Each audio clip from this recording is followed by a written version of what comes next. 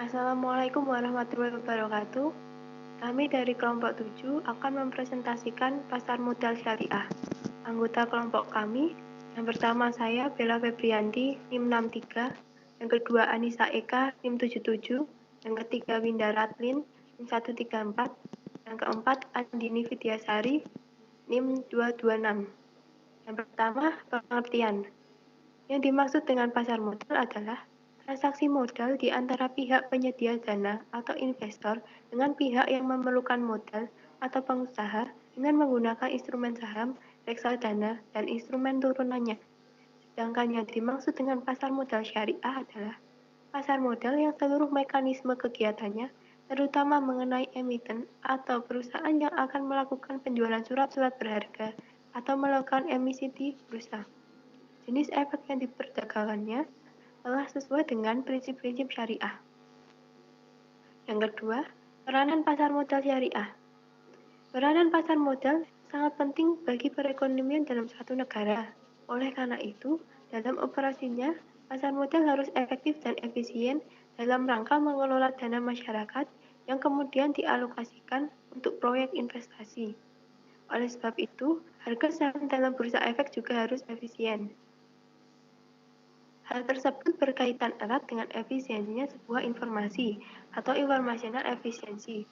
Informasi yang efisien akan mencapai keteraturan dalam menerima informasi, sehingga tidak ada perbedaan dalam memanfaatkan informasi antara satu dengan pihak yang lain. Misalnya, perdagangan saham di suatu pasar sekunder. Perubahan yang terjadi pada nilai saham bisa disebabkan karena munculnya informasi baru. Operasional yang efisien penting agar harga yang efisien juga tercapai. Dengan kata lain, biaya minimum sangat penting dalam pasar modal. Karena tujuan utama pasar modal adalah mencapai pasar yang efektif dan efisien. Yang ketiga, prinsip-prinsip. Prinsip dasar transaksi menurut syariah yang ditawarkan menurut Punco Winoto dikutip oleh Profesor Dr. Abdul Ghafur Ansari sebagai berikut. Yang pertama, transaksi dilakukan atas harta yang memberi nilai manfaat dan menghindari setiap transaksi yang zalim. Setiap transaksi yang memberi manfaat akan dilakukan dengan bagi hasil. Yang kedua, uang sebagai alat pertukaran, bukan komoditas perdagangan di mana fungsinya adalah sebagai alat pertukaran nilai yang menggambarkan daya beli suatu barang atau harta. Yang ketiga, setiap transaksi harus transparan, tidak menimbulkan kerugian atau unsur penipuan di salah satu pihak, baik secara sengaja maupun tidak sengaja. Yang keempat, risiko yang mungkin timbul harus dikelola sehingga tidak menimbulkan risiko yang besar atau melebihi kemampuan menanggung risiko. Yang kelima, dalam Islam setiap transaksi yang mengharapkan hasil harus bersedia menanggung risiko. Yang keenam, manajemen yang tidak mengandung unsur spekulatif dan menghormati hak asasi manusia serta menjaga kelestarian lingkungan hidup. Yang keempat, fungsi dan tujuan. Fungsi pertama, pelaku terlibat dalam kegiatan bisnis secara keseluruhan.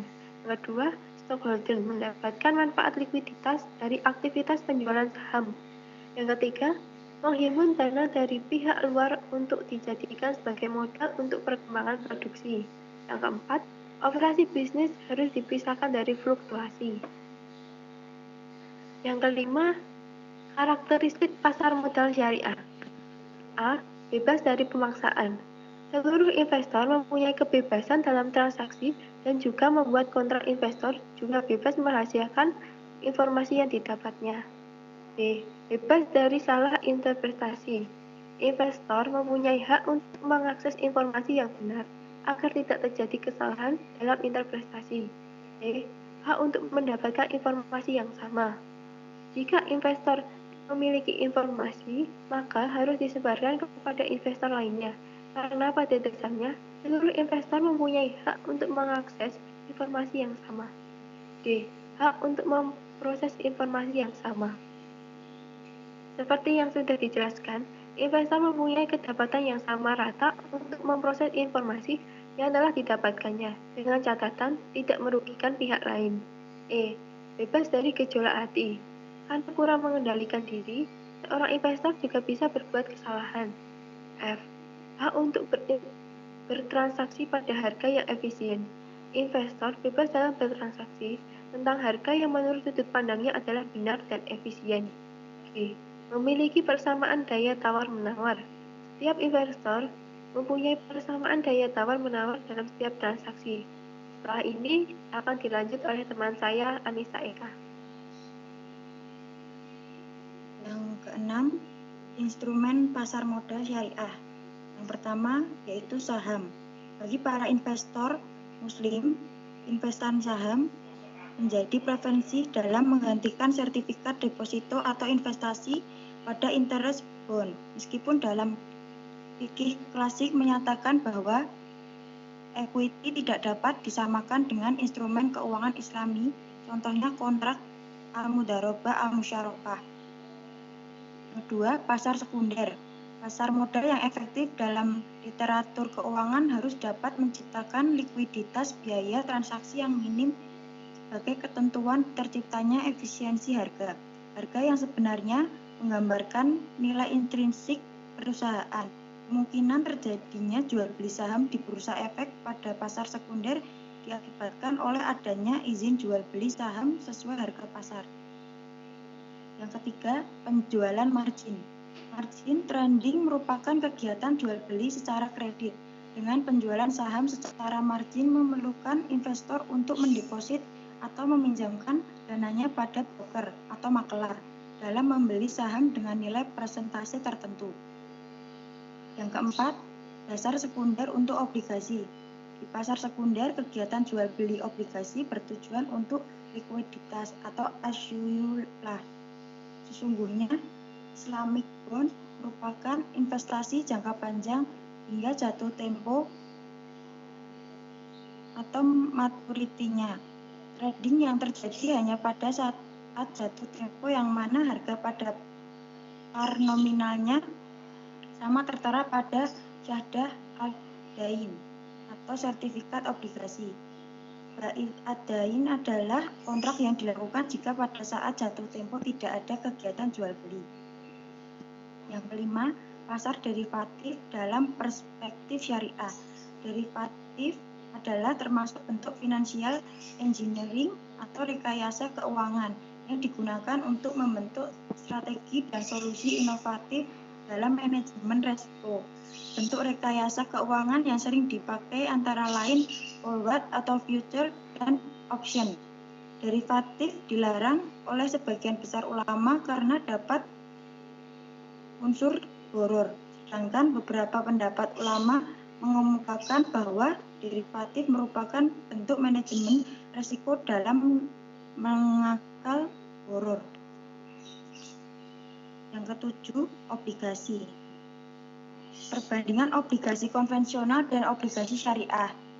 Berdasarkan artinya, obligasi syariah merupakan sebuah investasi yang berbasis syariah yang tidak hanya melihat keuntungan, akan tetapi juga melihat halal atau haramnya investasi tersebut dan apakah sudah sesuai dengan prinsip-prinsip yang ada dalam ekonomi Islam. Sedangkan menurut obligasi konvensional, yaitu yang hanya mementingkan keuntungan saja. Yang kedua, berdasarkan keuntungan, obligasi syariah menggunakan sistem profit and loss sharing atau berdasarkan atas margin atau VI yang telah ditetapkan sebelumnya. Sedangkan menurut obligasi konvensional, berdasarkan besarnya bunga yang telah ditetapkan oleh pihak yang bersangkutan. Yang ketiga, berdasarkan transaksi, obligasi syariah berdasarkan akad yang telah disepakati bersama. Beberapa akadnya yaitu al-mudarobah, al-musyarakah, al-murabahah, as-salam, al-istisna, dan al-ijarah. Sedangkan menurut obligasi konvensional yaitu tidak menggunakan akad. Yang kedelapan, hukum Islam bagi pelaku pasar modal. Pertama, para investor. Dalam Islam, investor diperbolehkan menerima pendapatan dalam bentuk dividen. Namun di bursa efek terdapat investasi lain yang mengandung bunga tetap yang telah ditentukan sebelumnya. Misalnya saham preference, obligasi, surat dagang jangka pendek. Hal ini diperbolehkan dalam Islam karena Islam hanya memperbolehkan perdagangan yang mana pendapatan belum ditentukan sebelumnya. Dengan kata lain, sistem perdagangannya tidak boleh seperti judi yang mana barang atau hartanya tidak nyata. Kedua, para spekulator. Yang pertama, seorang spekulator dalam bursa efek kerap kali memanipulasi harga saham di pasar. Manipulasi harga tidak diperbolehkan dalam syariah karena hal ini dapat berkembang menjadi judi. Yang kedua, pialang atau broker adalah sebagai konsultan tentang keputusan yang diambil oleh klien apakah klien melakukan penjualan atau sebaliknya, yaitu melakukan pembelian saham. Namun banyak terjadi manipulasi yang dilakukan oleh pialang atau broker kepada pelanggannya. Yang ketiga, hedger adalah pihak yang melakukan aktivitas spekulatif dengan cara mengatur pembatasan harga untuk melindungi keuntungan. Yang keempat, arbitraser adalah pihak yang terlibat dalam pengambilan keputusan arbitrase, akan tetapi dalam penjualannya tidak sama seperti ketika pembeliannya, yang mana pembeliannya dapat dilakukan secara serempak. Oleh karena itu, arbitraser harus membawa surat-surat berharga yang tersedia. Sekian presentasi dari kelompok 7. Bila ada salah kata mohon dimaafkan. Assalamualaikum warahmatullahi wabarakatuh.